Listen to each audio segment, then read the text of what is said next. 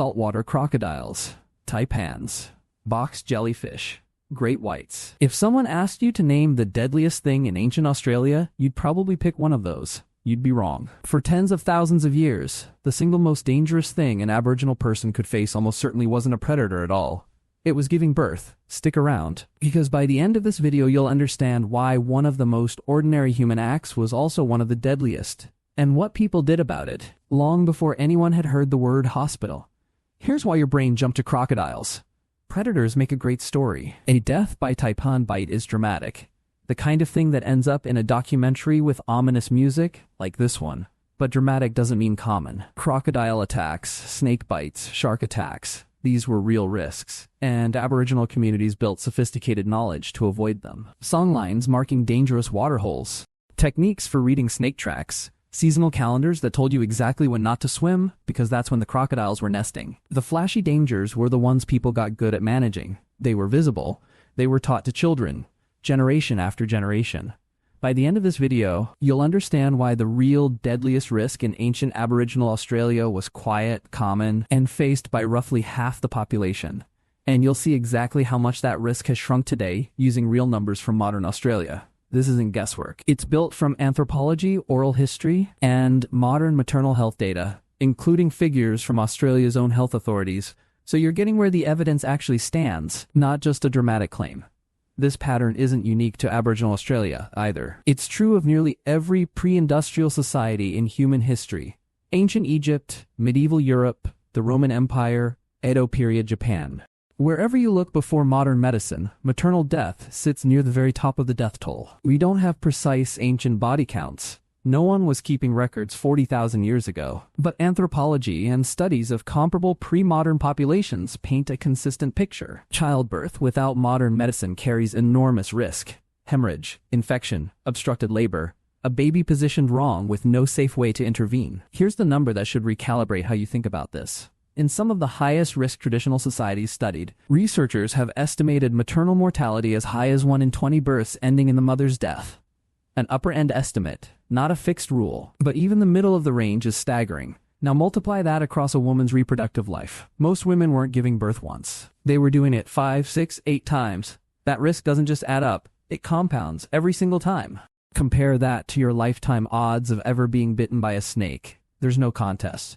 So what did this everyday task actually involve? Aboriginal Australia isn't one culture. It's hundreds of distinct nations and language groups, each with its own customs. But broadly, birth was women's business.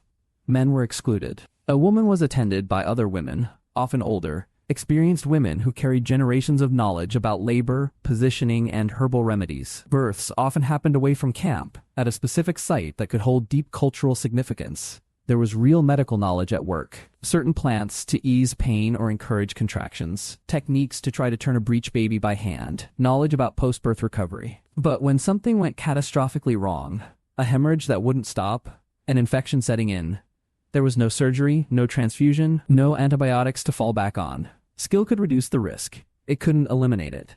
Here's the part that almost never gets told. Childbirth wasn't dramatic. It happened quietly, away from camp, one woman at a time, generation after generation. Nobody tells a story about the birth that went wrong. A shark attack becomes a legend told for 100 years. We remember the rare dramatic threat. We forget the common quiet one. So the real deadliest risk in ancient Aboriginal Australia wasn't a job in the way we usually mean it. It was something every woman in the community would face, often more than once, as simply part of adult life. That's not recklessness. That's the kind of courage we rarely put in documentaries. When a risk is this constant, cultures don't just accept it passively. They build systems around it. Senior women held specialized birth knowledge as a form of real status and authority, passed down carefully, sometimes as part of restricted women's law and ceremony. Kinship systems in many Aboriginal nations created wide networks of mothers and aunties, not just biological ones. So if a birth mother died, there was already a structural safety net of women ready to raise that child. And birth sites were often treated as sacred, not despite the danger, but because of it. None of this erased the risk, but it built resilience, socially, spiritually, practically, that let communities survive and grow on one of the harshest continents on Earth for tens of thousands of years. Here's the gut punch comparison. Today, maternal mortality for non-Indigenous women in Australia runs at roughly 5 to 7 deaths per 100,000 births.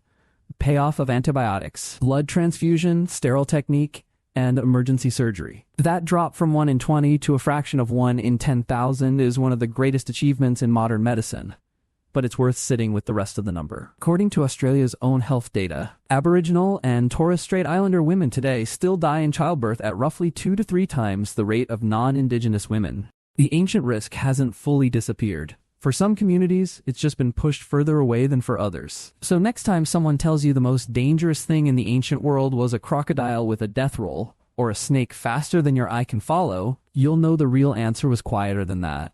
It happened inside the community, not out in the wild. It was faced, deliberately, by half the population, over and over, for tens of thousands of years, with skill, with support, and with a level of courage that never made the legends the way a shark attack did. If you want more history that gets buried under the dramatic version, that's what this channel is about. Subscribe, and tell me in the comments, what's another boring everyday task from history you think was secretly the deadliest? I'll see you in the next one.